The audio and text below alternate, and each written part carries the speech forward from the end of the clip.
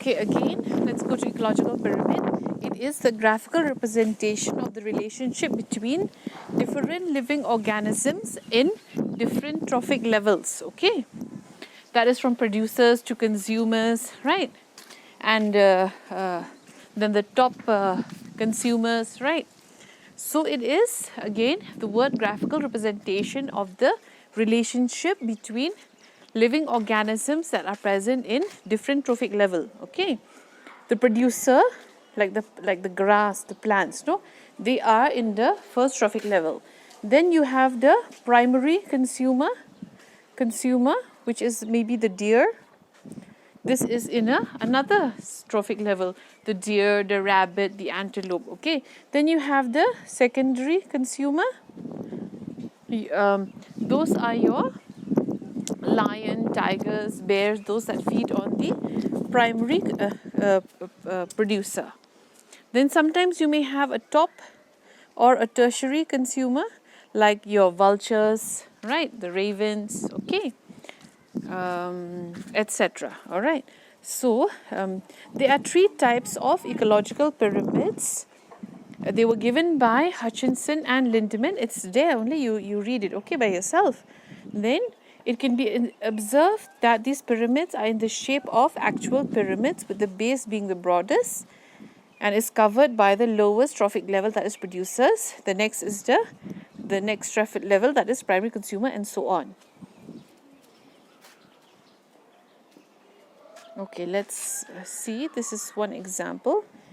They represent the trophic structure and also the trophic function of the ecosystem. Trophic structure means what it is composed of. Okay, does it have, in the producer trophic level, what is the structure? It is composed of grass, mushrooms, herbs, shrubs, etc. Then the function of them is what? To convert light into food and energy. Okay. Then there are three types of ecological pyramids. The first is the pyramid of number.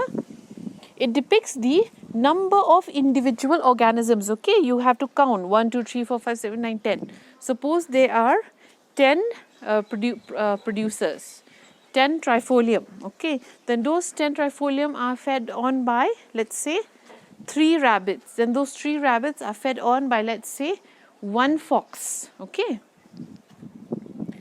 It depicts a number of individual organisms at different trophic level of the food chain. The pyramid was given by Charles Elton. You have to remember these scientists who pointed out the difference in the number of organisms involved in each step of the food chain. Successive links of trophic structure decreases rapidly in number until there are very few carnivores left at the top. Okay, carnivores are usually fewer. Then here, when you draw this in your exam, no girls, you have to give the numbers, okay? Like here, no, there are 10,000 freshwater shrimp, then 1,000 bleak, 1,100 perch, and then 10 northern pike. It's easy, from 10,000 to 1,000, 1,000 to 100, 100 to 10. You have to show these numbers, okay? And number of what? Shrimp, bleak, perch, pike. You have to show these. The pyramid of numbers, it just counts, okay, 1, 2, 3, 4, 5. It doesn't take into account the mass, the weight, okay. Like one tree, in the number, it's less, no, but in the weight, it's a lot.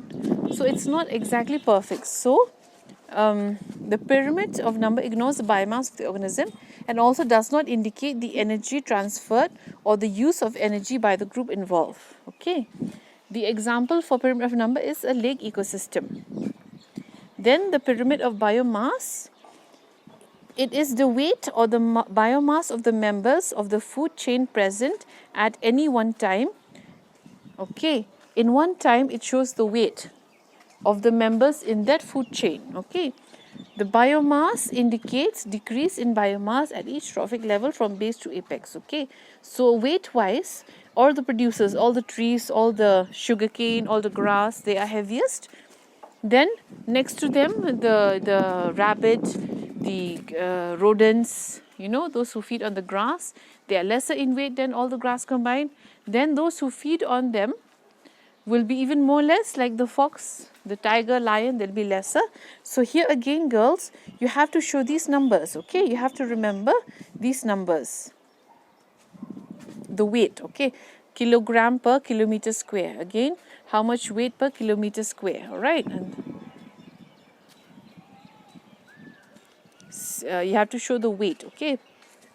Kilogram per kilometer square, how much? So, for example, the total biomass of the producer ingested by herbivore is more than the biomass of the herbivore in an ecosystem. Okay. Likewise, the total biomass of the primary carnivore will be less than the herbivores and so on. Okay. So, if you collect all the tigers in the Sahara, or in the Sahara, they'll weigh less than all the deers and antelopes, right? Then you collect all those deers and antelopes and zebras and giraffes, you collect all their weight, it'll still be less than all the trees and shrubs and herbs, so weight just like that. Okay, next is the pyramid of energy. When production is considered in terms of energy, the pyramid not only shows the amount of energy flow at each level, but also the actual role of the various organisms play in the transfer of energy. Okay, so an energy pyramid shows how much energy is needed as it flows towards the support of the next trophic level. So this pyramid of energy, it shows us how much energy flows in each trophic level and how that energy, let's say this is the first trophic level, how this energy flows here in this trophic level and how it's transferred to the next higher trophic level, and then that from there that same energy is transferred to the next higher trophic level and so on. Okay. Now see here, the producers, they are the ones who will fix the most energy, okay? Again, I'm going to repeat the same thing. You have to show the numbers, okay? Like here, this one is how many joules of energy is there? Cannot see, no? This is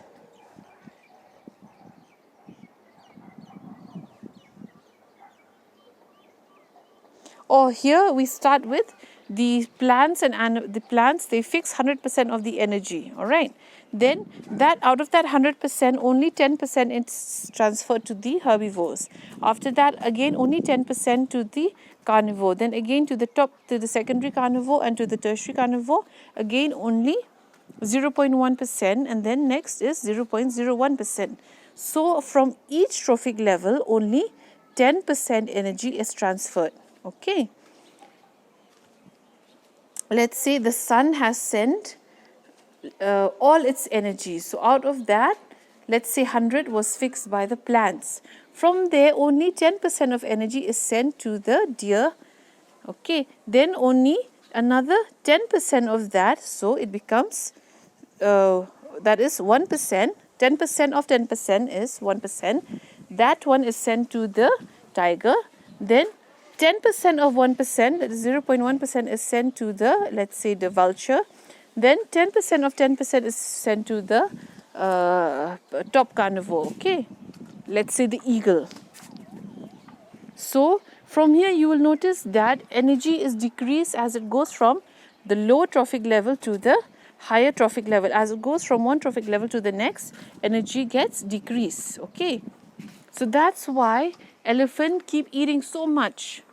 But I can, the tiger cannot eat the whole elephant, no, because just a little bit of energy is, how can I explain? Okay, so the plants, they have photosynthesize, they have fixed 100% of the energy. Then that giraffe will eat, okay, but out of all that it's eaten, only 10% will remain as energy, and the rest 90% will go as excretion, no, as the poop. Okay, then again, when the tiger will eat that giraffe, only 10% of the giraffe's meat will be converted into energy. The rest will go off as poop, or the rest will be recycled back into the environment, okay, as a decompose and all. So the pyramid is constructed according to the rate at which the food material in the form of energy will pass through the food chain. Okay. Some organisms will have small biomass, small weight, but the total energy assimilated and it will pass on may be greater than that of organisms with larger mass. The way I've explained with you regarding the giraffe, no? The energy pyramids, there will always be a slope, like a triangle, no? Because less energy is transferred from each level than it was paid into it. The same way I said, out of 100% from the plant, only 10% goes to the rabbit. Then from the rabbit, again, only 10% of that rabbit, whatever it ate, only 10% will go to the fox. Then out of that, only 10% of the fox will go to the vulture. Now here are the importance and here are the limitations. So I'm just rushing because since your exam is coming near, I've already sent this note to the classroom, and even that soil process, no, that ecological factor soil, I have sent you the entire note. Everything is there in that entire note: the soil type, the soil formation, the soil profile, the soil organic matter. Organic matter will be that biota, no? The soil inorganic matter will be those inorganic composition. Okay.